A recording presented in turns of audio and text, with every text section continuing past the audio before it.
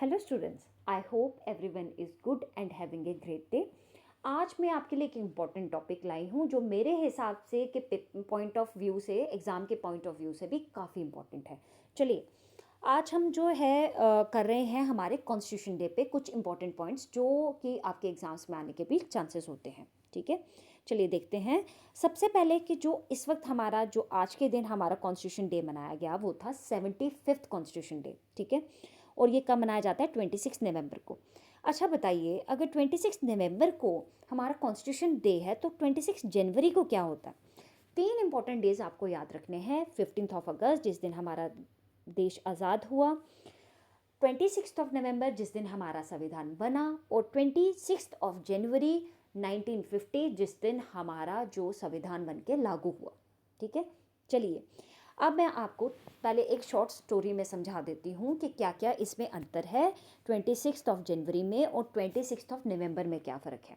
ठीक है, पहले हम इसके ऊपर बात कर लेते हैं कि 26 नवंबर 1949 को अगर हमारा संविधान बन चुका था तो 26 जनवरी 1950 को क्यों हमने लागू किया, हमने ये जो टाइम पीरियड लिया 2 महीने का, ये क्यों लिया। ठीक है, चलिए इस पे बात करते हैं। सबसे पहली बात तो है कि हुआ क्या था। इसके लिए हमें जाना पड़ेगा दिसंबर 1929 में। ठीक है, दिसंबर 1929 में क्या हुआ कि पंडित जवाहरलाल नेहरू जी जो थे वो इंडियन नेशनल कांग्रेस की लाहौर सेशन के प्रेसिडेंट इलेक्ट किए गए। ठीक है, यहाँ पे दो चीज़ों का जो है वो डिस्कशन चला। मैं ये साथ साथ में लिखते जाती हूँ ताकि आपको थोड़ा थोड़ा याद रहे। पंडित नेहरू जी जो थे, ठीक है, कहाँ के ये इलेक्ट किए गए प्रेसिडेंट? लाहौर सेशन के। ठीक है, लाहौर सेशन के इंडियन नेशनल कांग्रेस के। ठीक है, यहाँ पर दो चीज़ें जो थी वो बहुत ज़्यादा मोस्ट इम्पॉर्टेंटली डिस्कस की गई। वो क्या चीज़ें थी? जो पहली चीज़ थी वो थी कि India should adopt dominant status और पूर्ण स्वराज।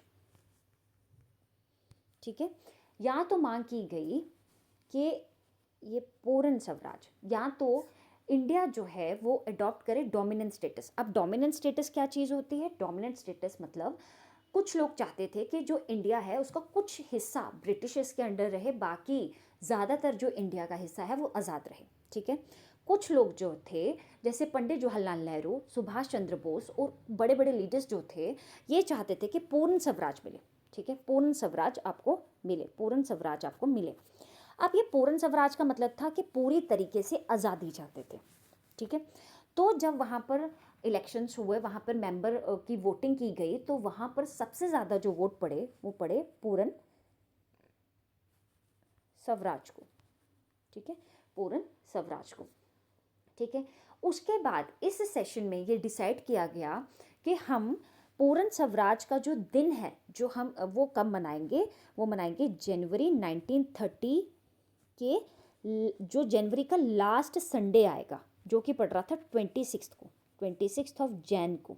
ठीक है, कब मीटिंग हुई थी? दिसंबर 1929 में, जब पूर्ण स्वराज पास हो गया, जब मेंबर्स ने पूरा वोट किया इसको, तो जवाहरलाल नेहरू जी ने कहा कि हम जो है पूर्ण स्वराज दिवस मनाएंगे। वो कब मनाएंगे? 26 जनवरी को। ठीक है, 1930 में। ठीक है, इन्होंने ये वो दिन मनाया भी। उसके बाद जब पूर्ण स्वराज हमें मिल गया तो कॉन्स्टिट्यूशन असेंबली के लिए हम आगे चले गए और हमने कहा कि हम अपना कॉन्स्टिट्यूशन बनाएंगे। ठीक है, हमारा जो कॉन्स्टिट्यूशन था वो कब बन के तैयार हो गया था? हमारा जो कॉन्स्टिट्यूशन था वो बन के, अब आपने डेट याद रखनी है, 26 जनवरी 1930। ठीक है, ये डेट याद रख लो। ये पूर्ण स्वराज दिवस जो है वो तब मनाया गया। हमारा जो कॉन्स्टिट्यूशन है वो तैयार हो गया 26 नवंबर 1949 में। ठीक है, हमारा कॉन्स्टिट्यूशन तैयार हो गया। और उस वक्त जो थे प्रेसिडेंट ये ही थे जवाहरलाल नेहरू जी। ठीक है, उन्होंने कहा कि अगर हमने अपना पूर्ण स्वराज दिवस जो है वो 26 जनवरी 1930 को मनाया था, तो अब भी हम अपना कॉन्स्टिट्यूशन, हम अपना संविधान जो है वो अपने पूर्ण स्वराज जो दिवस था उसको याद करते हुए हम अपना संविधान भी लागू कब करेंगे? 26 जनवरी 1950। ठीक है। इसीलिए कहा जाता है कि 26 नवंबर 1949 को अडॉप्ट हुआ, बन के तैयार हुआ, 26 जनवरी 1950 को एनेक्ट हुआ, ठीक है, लागू किया गया। अब आपको समझ आया कि 26 नवंबर में और 26 जनवरी में क्या फ़र्क है, ठीक है। फोर्स में लाने को 26 जनवरी 1950 को लाया गया और 26 नवंबर को हमने तैयार कर दिया था, ठीक है। अब हम इसके आगे पॉइंट्स की तरफ चलेंगे, ठीक है। सबसे पहले पॉइंट्स जो है, चलिए अब हम पॉइंट्स पढ़ते जाते हैं एक एक करके। इंपॉर्टेंट पॉइंट्स है, ध्यान से सुनिएगा। चलिए, constitution day celebrated on 26 November every year in India from 2015। 2015 से ये हमारे इंडिया की सरकार ने कहा था कि कॉन्स्टिट्यूशन डे मनाया जाएगा। इसे नेशनल लॉ डे या नेशनल कॉन्स्टिट्यूशन डे भी कहा जाता है, ठीक है। Point second, theme of national constitution day 2024 is हमारा संविधान, हमारा सम्मान, ठीक है, very important. Point third, the constitution of India is the world's longest written constitution of any country on earth. It divides into 22 parts, 448 articles and 12 schedules. 22 parts, 448 articles और 12 schedules. अब आपको थोड़ा ये भी पता होना चाहिए कि इस वक्त तो ये है, पर जब ये बनाया गया था, इट मीन्स 26 नवंबर 1949 को, तब इसमें क्या था? तब इसमें था 395 आर्टिकल्स, ठीक है, 8 शेड्यूल्स और 22 पार्ट्स, ठीक है, और 22 parts, okay. Point fourth, 284 members of the Constitutional Assembly of India signed the Constitution of India on January 24, 1950। 284 members ने जो है वो साइन किया था कि ये जो आपने संविधान बनाया ये बिल्कुल ठीक है, ठीक है। अब इसके पीछे भी एक स्टोरी है, वो भी थोड़ी सी स्टोरी अगर हम डिस्कस करना चाहें तो कर सकते हैं। शॉर्ट स्टोरी में चलेंगे। हुआ क्या था कि जब ये कॉन्स्टिट्यूशन हमारी असेंबली बननी थी, तो उस कॉन्स्टिट्यूशन असेंबली में टोटल मेंबर्स जो थे वो थे 389, ठीक है। पर 14 अगस्त 1947, मतलब जब पाकिस्तान इंडिया से अलग हो गया, तो हमारे टोटल मेंबर रह गए 299, ठीक है, जिसमें से 284 मेंबर्स ने वहाँ पे साइन किया था जनवरी 24, 1950 को, ठीक है। पॉइंट फिफ्थ पे चलते हैं। The Indian constitution was not typed और printed but it is hand written in both Hindi and English. ये भी याद रखना आपको, ये हैंड रिटन है, पर किस पे हैंड रिटन है? उस ऐसे पन्नों पे हैंड रिटन है जो कि जिसकी जो शेल्फ लाइफ है वो 1000 साल है, ठीक है। Point sixth, the original constitution was hand written by Prem Behari Narain Raizada, ठीक है, Narain Raizada with beautiful calligraphy in italic style. किसने लिखा था? प्रेम बिहारी नरेन रायजादा, इंपॉर्टेंट, ठीक है। चलिए जी, पॉइंट सेवन्थ, मैंने वही पॉइंट्स रखे हैं इसमें जो मुझे पता है कि ये पेपर में आ सकते हैं, ठीक है। पॉइंट सेवन्थ की तरफ चलते हैं। Indian constitution came into force on January 26, 1950। मैंने पूरी स्टोरी बताती है आपको। After deliberation that lasted for 2 years 11 months and 18 days, 2 years 11 months and 80 days, ठीक है। एंड ये कितने साल के बाद बना था वो मैंने यहाँ पे बताया है, 2 साल 11 महीने और 18 दिन, ठीक है, 2 साल 11 महीने और 18 दिन। अब ये 2 साल 11 महीने और 18 दिन का क्या चक्कर है, ये हमें कैसे पता चला? देखिए, जो फर्स्ट मीटिंग हुई थी कॉन्स्टिट्यूशन असेंबली की, वो हुई थी, जैसे मैंने बताया भी, 9 दिसंबर 1949, मैंने बताया ना, दिसंबर 1949 उसमें, और 26 नवंबर नहीं, जो फर्स्ट असेंबली की मीटिंग हुई थी वो हुई थी हमारी 9 दिसंबर 1946 में, ठीक है, और हमारा संविधान बनके तैयार हुआ 26 नवंबर 1949 में। तो इन दो में जो डिफरेंस रहा वो था 2 साल 11 महीने और 18 दिन का, ठीक है, इसलिए इसको इतना टाइम लगा। फर्स्ट मीटिंग कब हुई थी? 9 दिसंबर 1946 में, ठीक है। The constitution assembly had met for the first time on December 9, 1946 in the constitution hall which is also known as the central hall of parliament, जहाँ हमारा कॉन्स्टिट्यूशन रखा गया है, ठीक है। यहाँ पे भी मैंने लिखा हुआ है कि किस दिन ये यहाँ पर फर्स्ट मीटिंग कब हुई थी, 9 दिसंबर 1946, ठीक है। Point eighth, its rule of law is borrowed from UK। कुछ चीज़ें हैं जो हम किसी और कॉन्स्टिट्यूशन से, किसी और देश के कॉन्स्टिट्यूशन से भी हमने ली हैं, ठीक है। 9th पॉइंट पे चलते हैं। The ideals of liberty, equality, fraternity, liberty, equality, fraternity, liberty आज़ादी, इक्वालिटी समानता, फ्रेटर्निटी भाईचारा, ये जो है हमारे प्रियम्बल में, ये कहाँ से बोरो किया गया? फ्रेंच कॉन्स्टिट्यूशन से। The word secular and socialist were added later to preamble during the emergency in 1976। ये बाद में ऐड किए गए थे। कौन कौन से वर्ड थे? सेक्युलर और सोशलिस्ट, ठीक है। Point 10th, heart and soul of the constitution is article 32।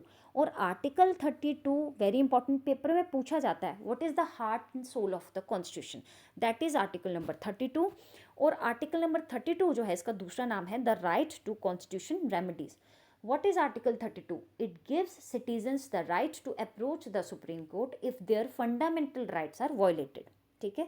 अगर किसी भी इंसान, कोई सिटीज़न है हमारे इंडिया का, उसका फंडामेंटल राइट अगर तोड़ा गया है, जो फंडामेंटल राइट्स हमें दिए हैं, कानून दिए गए हैं हमें फंडामेंटल राइट्स, तो अगर किसी का भी वायलेशन होता है तो वो सुप्रीम कोर्ट में डायरेक्टली जा सकता है, ठीक है। हम दूसरे लेक्चर्स में ये भी पढ़ेंगे, हमारे फंडामेंटल राइट्स, हमारी फंडामेंटल ड्यूटीज़, ये भी पढ़ेंगे। चलिए जी 11th पॉइंट पे चलते हैं। 11th पॉइंट कहता है, till now it has gone through a total of 106 times amendment which was passed in 2023। It deals with women reservation in the Lok Sabha. 106th time amendment जो लास्ट हुआ अभी, वो कब हुआ था? 2023 में। किस चीज़ को लेके ये अमेंडमेंट हुआ था? ये अमेंडमेंट हुआ था वुमेन रिजर्वेशन को लेके, जो कि लोकसभा में हुआ, ठीक है। State legislative assembly of the national capital territory of India, ठीक है। पार्ट 12th पे चलते हैं। The part 3rd of the constitution of India describe the fundamental rights. अभी मैंने बताया था आपको ऊपर, हमें फंडामेंटल राइट्स दिए गए हैं कुछ, that guarantee civil freedom to all citizens of India to allow them to live in peace and harmony, ठीक है। पार्ट 3rd जो है कॉन्स्टिट्यूशन का, वो हमें फंडामेंटल राइट्स देता है, वो हमें फंडामेंटल राइट्स देता है, ठीक है। अब हम बात चलते हैं पॉइंट 13th पे। The Indian constitution is also called bag of borrowings. ऐसा क्यों? मैंने बताया कुछ चीज़ें जो हैं हमने इंस्पायर होके बाकी कॉन्स्टिट्यूशन से ली हैं, जैसे कि कहाँ से, यूएस, यूएसएसआर, यूके, फ्रांस और बहुत सारे अलग अलग कॉन्स्टिट्यूशन से, ठीक है। Point 14th, Dr. Sachidanand Sinha was the first president, temporary president and the oldest member of the Constitution Assembly on December 9th, 1946। हुआ क्या था, जब हमारी कॉन्स्टिट्यूशन असेंबली बन रही थी, ठीक है, उस वक्त जो सच्चिदानंद जी थे वो सबसे पुराने मेंबर थे, इसलिए उनको टेम्परेरी प्रेसिडेंट अपॉइंट किया गया, ठीक है। And point 15th, later doctor Rajendra Prasad was elected as the president of constitution assembly of India, ठीक है। Point 16th, its vice, this is not Prasad, this is president, was vice president was Harendra कोमर मुखर्जी, ठीक है। And BN Rao was the constitutional adviser. ये जो नाम है ये आपको याद रखने, ठीक है। BN Rao is the constitutional adviser, okay. Our national emblem, the loin capital of Ashoka was adopted on 26th January 1915, ठीक है। ये भी मैंने यहाँ पे पिक्चर लगा दी है कि नेशनल एम्बलम जो है हमारे, the lion capital of Ashoka, ठीक है, वो कब अडॉप्ट हुए थे? 26 जनवरी 1950, ओके। चलिए जी पॉइंट 18th पे चलते हैं। The preamble of the Indian constitution was inspired by the US constitution. जो प्रियम्बल है हमारा वो US कॉन्स्टिट्यूशन से लिया गया है, और दोनों की जो शुरुआत होती है वे कहाँ से होती है? We the people. हमारे प्रियम्बल में सबसे पहले यही लिखा गया है, वी द पीपल, ठीक है, हम लोग। चलिए पॉइंट 19th पे चलते हैं। The ideals of liberty, equality, fraternity come from the French constitution, ये मैंने ऊपर भी आपको बताया, ठीक है। Point 20th, the father of Indian constitution is BR Ambedkar. सबसे मेन रोल जो यहाँ रहा वो BR अम्बेडकर जी का रहा, इसलिए इनको फादर भी कहा गया, इसलिए इनको फादर भी कहा गया। जब ये हमारा जो कॉन्स्टिट्यूशन था, कॉन्स्टिट्यूशन असेंबली जो थी, उसमें हमने अलग अलग काम करने के लिए 22 कमेटीज़ बनाई। टोटल कितनी कमेटीज़ बनाई? 22, ठीक है। उसमें से सबसे इम्पोर्टेंट जो थी वो थी ड्राफ्टिंग कमेटी। ड्राफ्टिंग कमेटी जो थी उसके चेयरमैन थे BR अम्बेडकर जी, ठीक है। ड्राफ्टिंग कमेटी के चेयरमैन थे BR अम्बेडकर जी, आपको ये याद रखना है, ठीक है। टोटल मेंबर्स थे उस कमेटी के 7 और चेयरमैन थे बी आर अम्बेडकर जी। अब कुछ ऐसे पॉइंट्स जो आपको पता होने चाहिए वो मैं बता देती हूँ। देखिए, सबसे पहले टोटल मनी जो हमारे कॉन्स्टिट्यूशन को बनाने में लगी वो थी 64 लाख। कितनी थी? 64 लाख। ठीक है। और हमारे कॉन्स्टिट्यूशन में टोटल कितने पेज हैं, समटाइम्स ऐसा भी पूछ लेते हैं, 234 पेज है। ठीक है। कितने किलो की है हमारी कॉन्स्टिट्यूशन, कितना उसका वेट है? 13 kg उसका वेट है। ठीक है। तो ये कुछ ऐसे इंपॉर्टेंट पॉइंट्स थे जो आपको कॉन्स्टिट्यूशन डे पे बताना ज़रूरी थे। ये point of exam point of view से भी इम्पॉर्टेंट हैं जो आपके पेपर में पूछे जा सकते हैं। आई होप आपको आज का लेक्चर बहुत अच्छा लगा होगा। प्लीज़ हमारे चैनल को लाइक कीजिए, हमारी वीडियो को लाइक कीजिए, हमारे चैनल को सब्सक्राइब कीजिए और शेयर कीजिए। ठीक है। आपका एक लाइक, आपका एक सब्सक्राइब हमें आगे बढ़ने की साहस देता है। Thank you so much.